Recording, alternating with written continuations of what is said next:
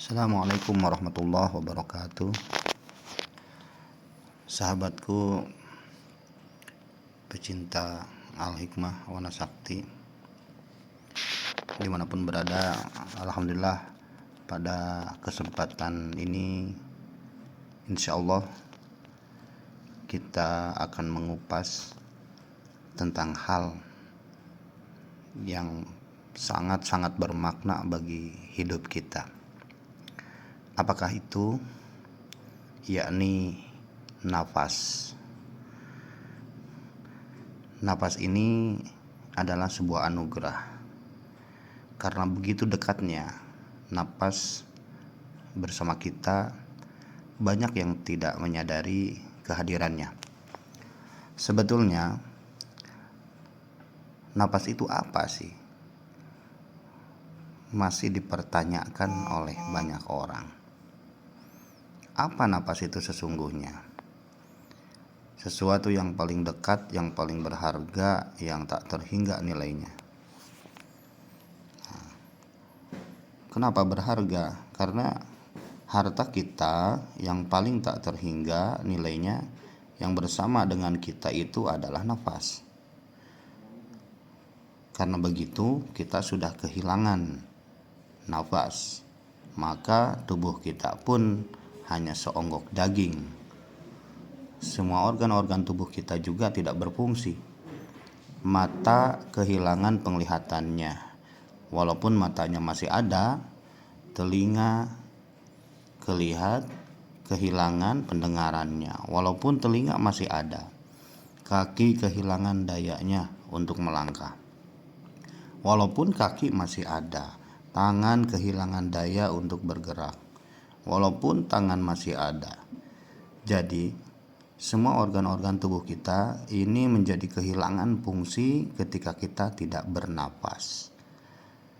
Tetapi apakah banyak orang yang menyadari tentang hal ini? Betapa luar biasanya napas, bahkan ketika seseorang menyatakan, ini milik saya, ini punya saya, ini hasil saya. Tepat pada saat dia kehilangan napasnya, menghembuskan napas yang terakhir, apa yang terjadi? Semua yang disebut dengan miliknya itu berpindah tangan dalam sekejap.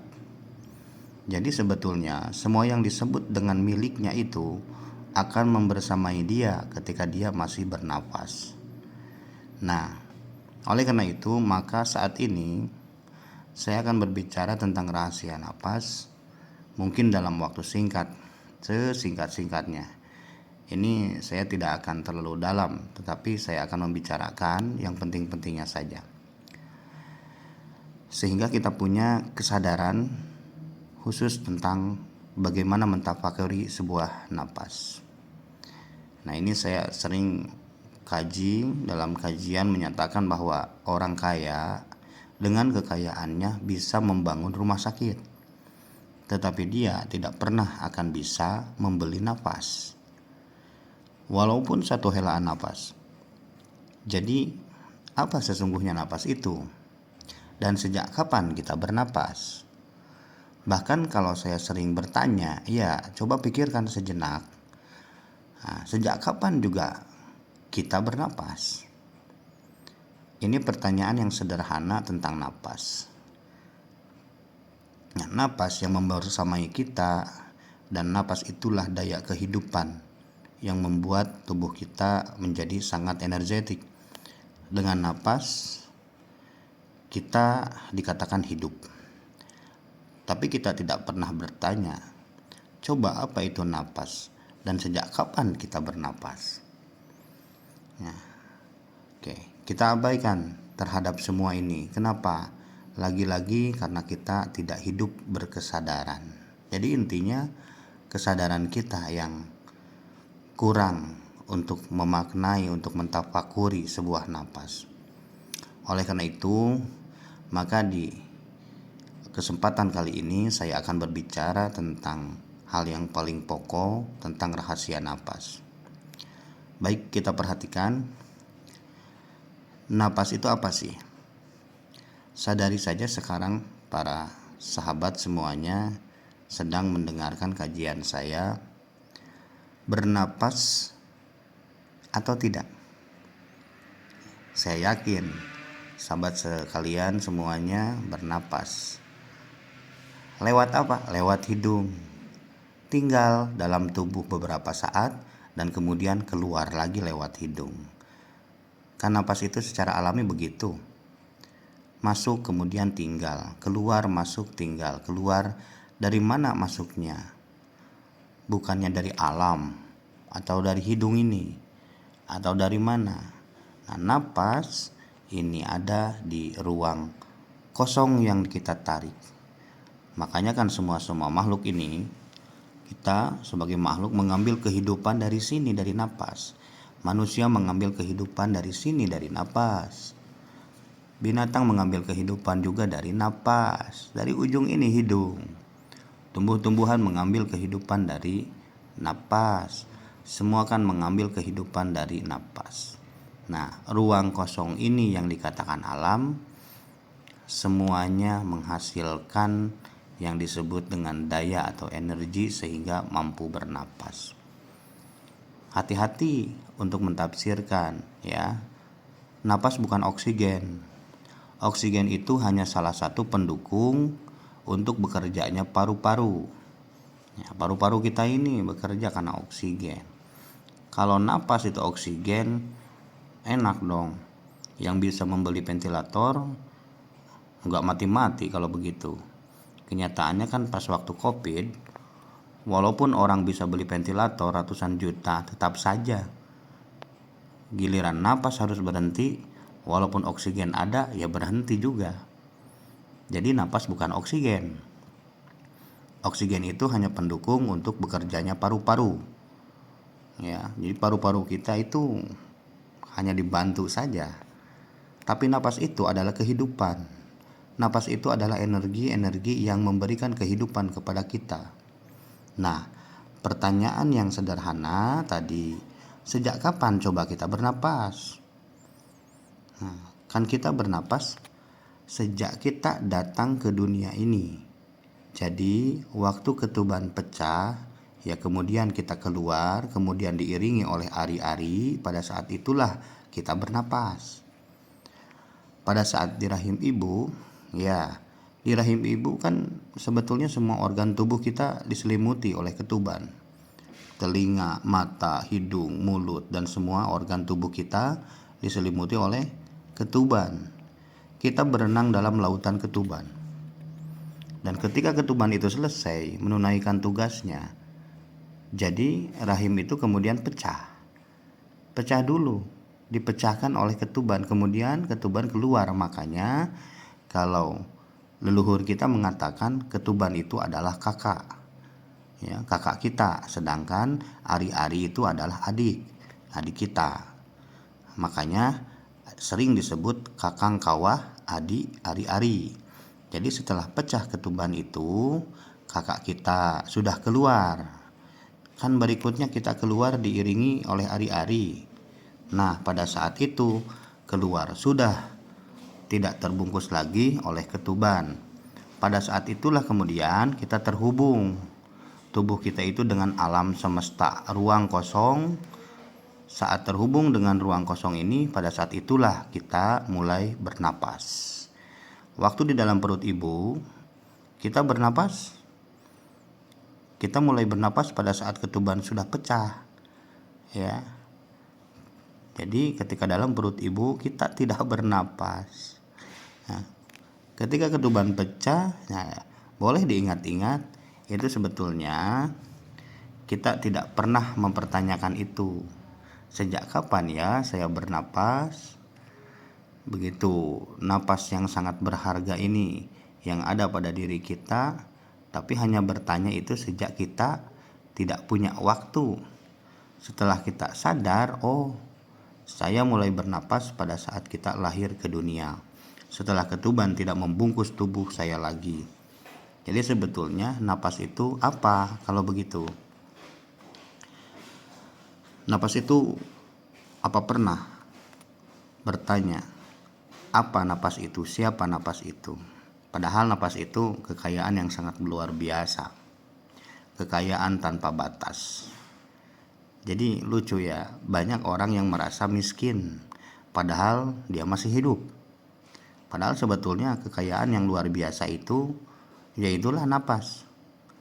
Coba dengan napas kita bisa melihat, ya, bisa melihat kaya, bukan, kan kaya. Dengan napas kita bisa mendengar, berarti kan kaya. Ya, coba, ada lukisan yang sangat mahal. Kalau orang tidak bisa bernapas, dia tidak bisa melihat. Kan tidak mungkin dia bisa membeli lukisan yang mahal itu. Karena mahal itu bukan terletak pada lukisan. Mahal itu terletak pada kemampuan mata untuk bisa melihat. Kita tidak menyadari itu bahwa kekayaan ada di sini, ada di mata ini. Hasil dari semua organ tubuh yang dikendalikan oleh napas. Jadi napas itu apa sesungguhnya? Coba pernah bertanya nggak para sahabat Tona Sakti semuanya tentang hal ini? Nah, untuk menjawab napas itu apa, kita harus kembali ke belakang. Sebetulnya kapan kehidupan itu ada pada diri kita? Kapan daya kehidupan ada pada diri kita? Yo, sejak kapan? Itu jelas sekali kan di Quran. Allah berfirman, ketika aku sudah selesai menciptakan tubuhmu, aku tiupkan rohku. Jadi setelah Allah menciptakan tubuh, ya, dari setetes air menjadi segumpal darah, segumpal daging, dan kemudian tulang belulang, dan selanjutnya dibungkus dengan daging, lalu menjadi sempurna. Setelah sempurna, tubuh ini baru. Allah mengatakan, aku tiupkan rohku. Jadi yang ditiupkan Allah kepada diri kita itu bukan ruh kita, tapi rohku. Ruhnya Allah. Jadi apa roh itu? Kan ruh itu bagian dari dirinya Allah, ya kan? Yang ditiupkan kepada kita percikan dari dirinya Allah. Jadi kalau Allah itu adalah lautan yang tanpa batas, ya kira-kira kita ini adalah satu tetes yang jadi sebetulnya hanya setetes. Kehidupan yang diberikan kepada kita itu adalah pinjaman. Kehidupan yang diberikan sementara waktu kepada kita, itulah daya kehidupan. Tapi saat kita di rahim ibu, ya, daya kehidupan ini yang tersendiri. Jadi sebetulnya yang disebut dengan daya kehidupan yang namanya rohku itu kan bagian dari dirinya dia yang dipinjamkan kepada kita. Nah, setelah kita datang ke dunia ini, kemudian tidak tertutup oleh ketuban, saat itulah kita bernapas. Jadi napas itu apa? Napas itu adalah penghubung antara ruh. Istilah ruh itu adalah bagian dari dirinya yang ditiupkan ke dalam tubuh penghubung antara roh yang ada dalam diri kita dengan semesta yang tanpa batas ini. Makanya coba perhatikan, napas itu dari sini hidung masuk ke dalam, tinggal sebentar keluar. Dari sini juga hidung, mulut masuk lagi ke dalam, tinggal sebentar kemudian keluar. Dan suatu saat kita tidak akan bisa lagi bernapas. Tepat pada saat kita sedang menghembuskan napas terakhir kita, itu yang disebut dengan kematian. Kemana coba napas berhembus? Yang terakhir kan sini, hidung. Jadi apa sesungguhnya ini? Dan itu apa sesungguhnya? Nah, itu yang tidak pernah juga dipertanyakan oleh kita, karena kita hidup tidak berkesadaran apa sesungguhnya ini napas.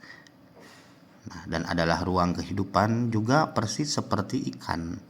Ikan hidup di samudra akan mendapatkan kehidupan. Dari samudra ini, ikan dengan bodohnya dia mendapatkan kehidupan dari samudra, tapi dia masih tetap saja bertanya dan mempertanyakan, di mana samudra itu?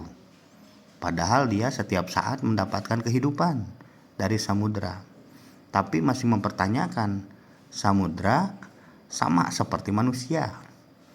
Manusia masih bertanya, ya, di mana dia? Padahal dia sekarang sedang memberikan kehidupan. Kita bertanya, di mana dia? Yaitu Allah. Bertanya di mana dia? Nah, padahal dia yang memberikan kehidupan bersama kita. Dia meliputi kita.